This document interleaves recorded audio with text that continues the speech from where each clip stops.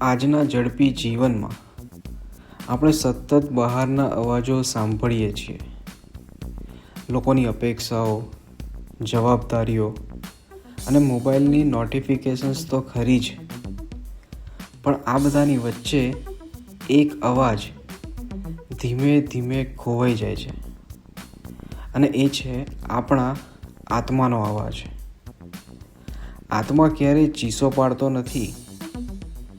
તે તો શાંતિમાં, એકાંતમાં, સ્થિર મન હોય તો જ બોલે છે. જ્યારે તમે થોડી ક્ષણ માટે અટકો, જ્યારે વિચારોની દોડને રોકો, જ્યારે મનને શાંત બેસવા દો, ત્યારે અંદરથી સાચું માર્ગદર્શન મળે છે. એ શાંતિ તમને કહે છે કયો રસ્તો સાચો છે, શું કરવું, શું છોડવું. મિત્રો, યાદ રાખીએ, બહાર શાંતિ શોધશો તો અવાજ મળશે, પણ અંદર શાંતિ બનાવશો તો આત્મા બોલશે. આજે 1 મિનિટ કાઢો, શાંતિથી બેસો અને આત્માને બોલવા દો.